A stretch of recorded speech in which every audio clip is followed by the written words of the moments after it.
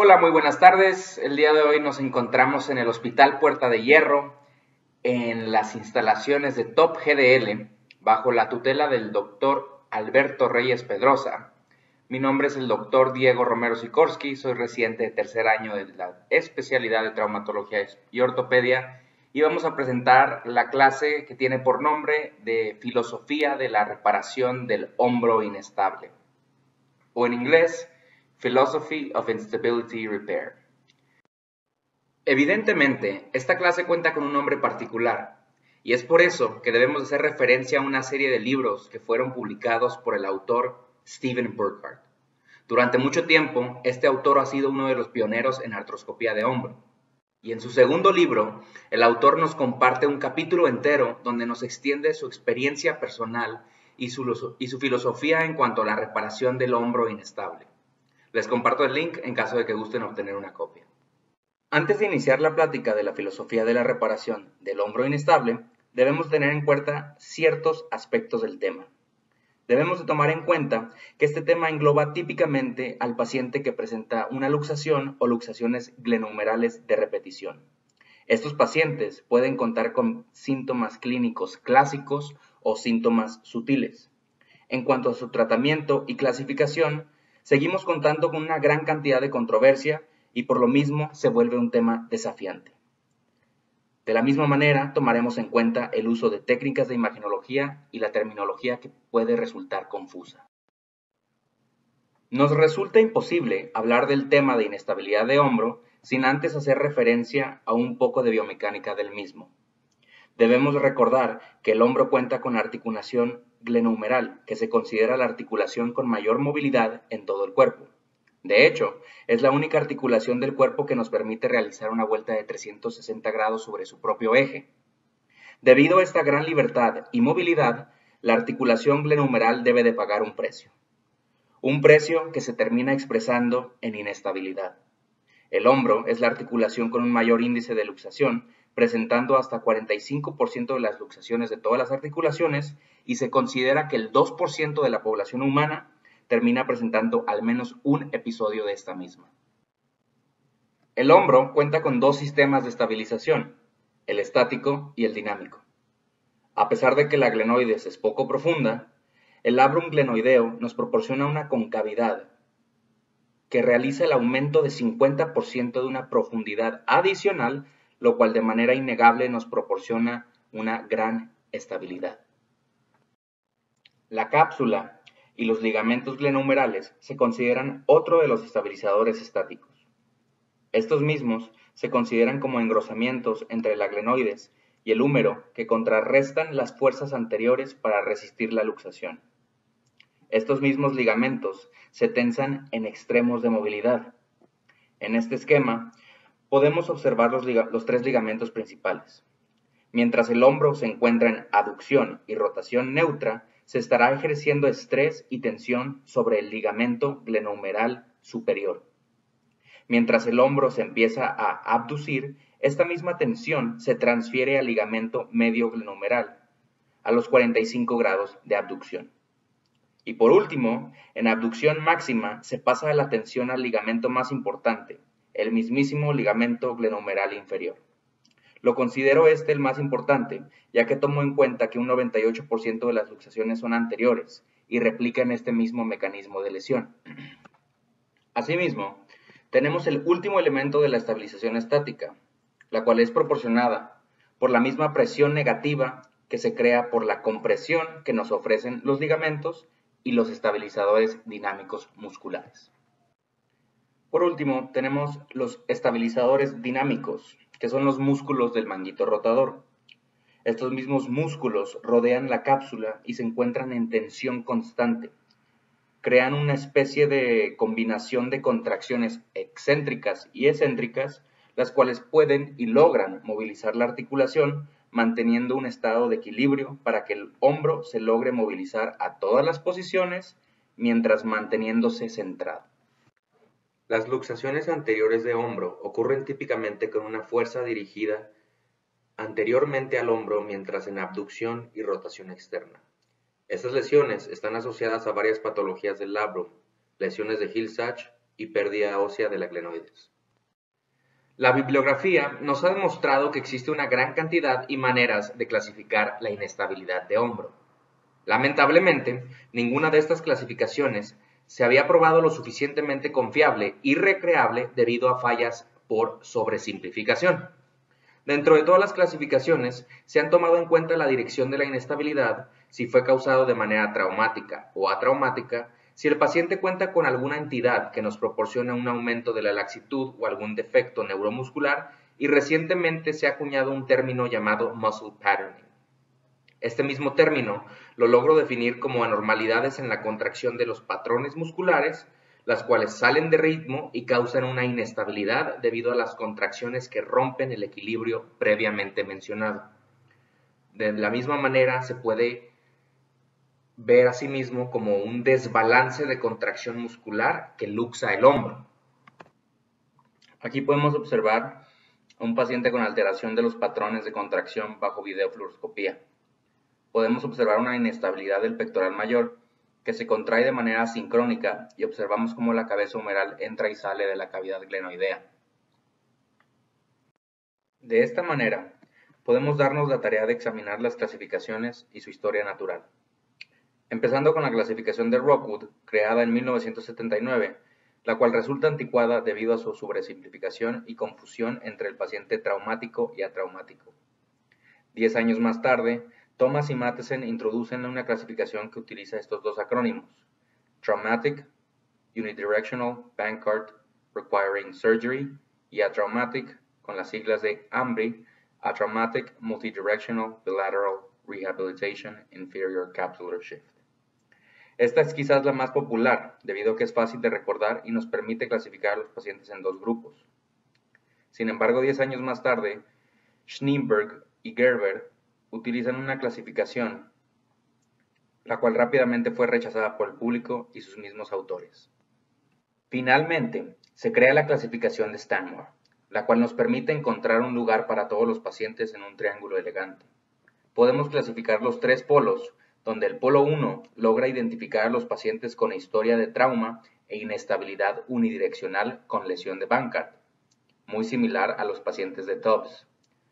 Tenemos el polo 2, donde identificamos a los pacientes atraumáticos, pero que cuentan con lesiones estructurales. Esto es compatible con los pacientes de Ambry. Y tenemos el polo tipo 3, que son los pacientes que cuentan sin anormalidades estructurales, pero tienen luxaciones habituales con un muscle patterning anormal. Este es el sistema de clasificación más aceptado actualmente debido a que permite que los pacientes brinquen de polo a polo en caso de que alguno de ellos desarrolle un muscle patterning anormal y no se encuentren alteraciones estructurales traumáticas. Por ejemplo, un paciente polar tipo 2 puede desarrollar un muscle patterning anormal y pasar al tercer grupo. Para realizar el diagnóstico de manera adecuada, se deben de solicitar radiografías en 3 posiciones de manera aguda para valoración pre- y post-reducción del paciente.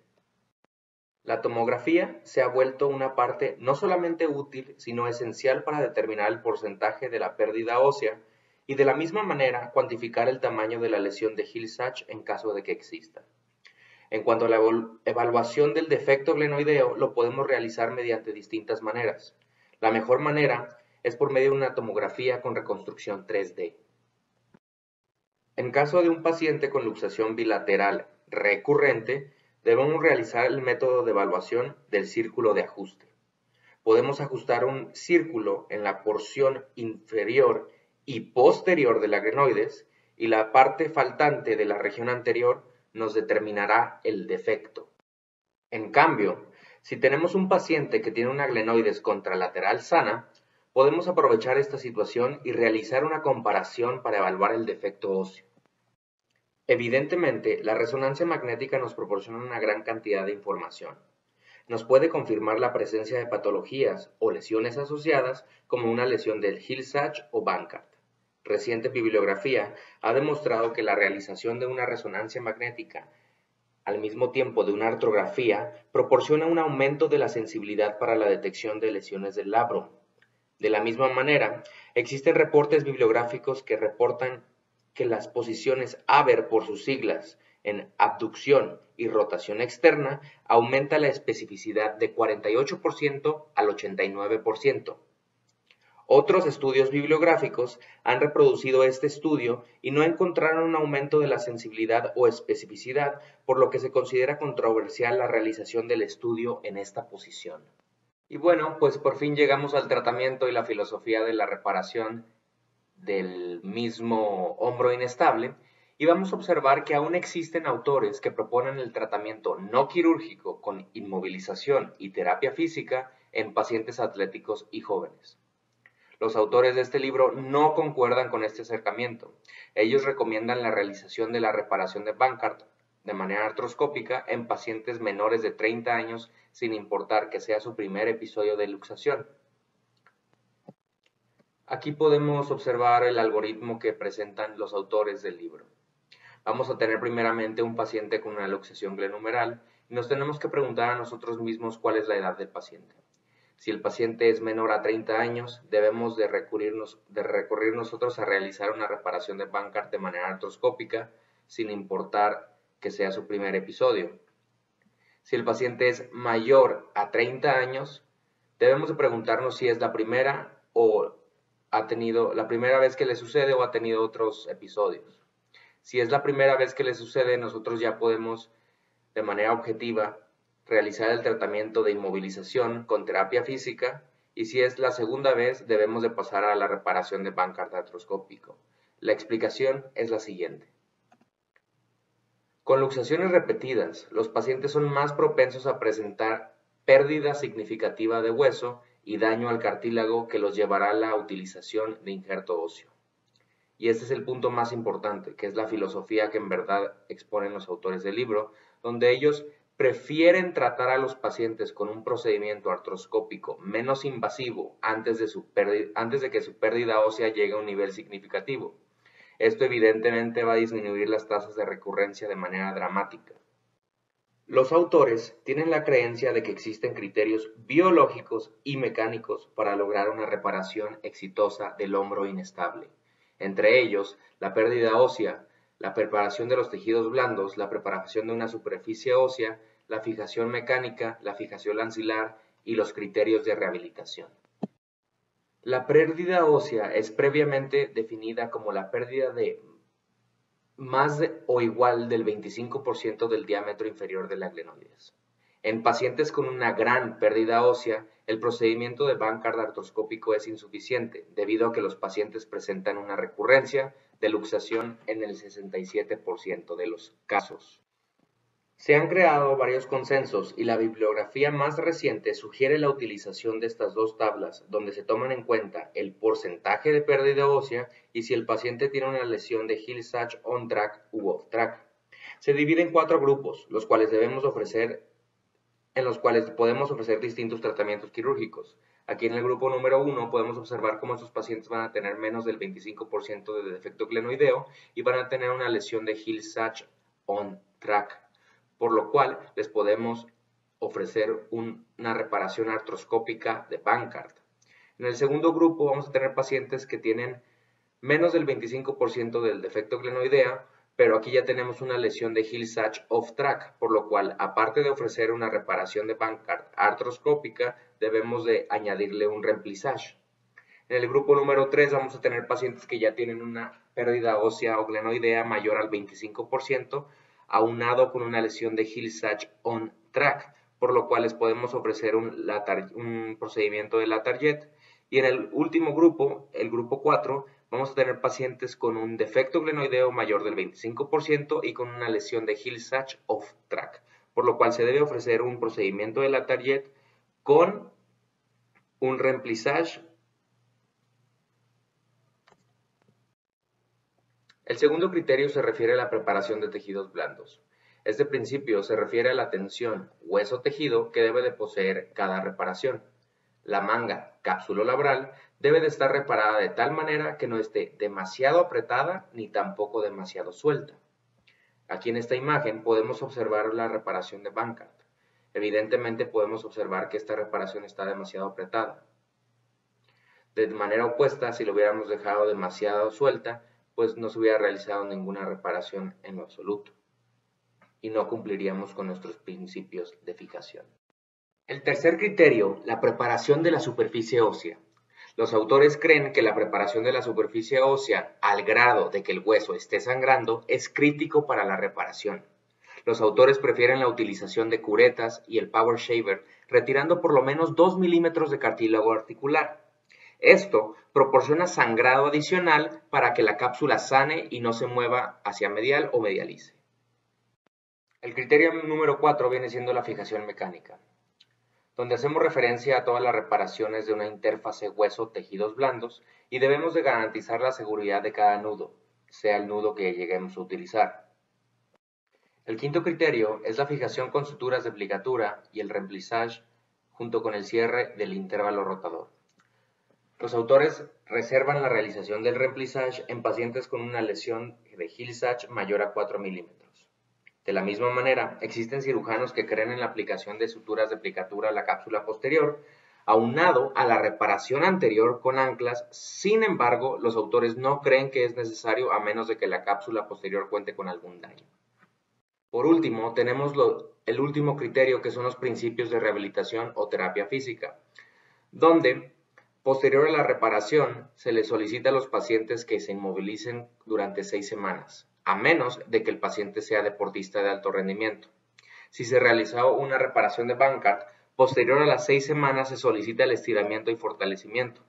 Si se realizó una reparación de Bankart más un procedimiento de remplissage, posterior a los 3 meses, no a las 6 semanas, se solicita que realicen estiramientos y fortalecimientos del mismo. Se permite retorno a las actividades completas a los 6 meses de posoperados.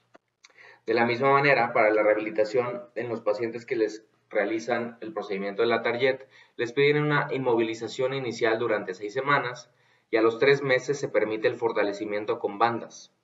A los 6 meses se permite realizar entrenamiento en gimnasio y no se permite el retorno a las actividades completas a menos de que observemos la osteointegración del injerto de manera completa. Muy bien, y eso es todo para terminar nuestra presentación. Muchísimas gracias por su atención. Nada más terminamos con las 3 conclusiones de la presentación, que nos van a decir que la atención a estos criterios nos puede proporcionar una tasa de recurrencia de luxación menor a un 10%. La inestabilidad de hombro es una patología compleja y que a pesar de que las clasificaciones tratan de generalizar y simplificar el tratamiento, debemos de tomar en cuenta que el tratamiento de los pacientes se debe de realizar de manera individualizada y tomar en cuenta los criterios antes expuestos para realizar o lograr una tasa baja de recurrencia a la luxación. Eso es todo. Muchísimas gracias.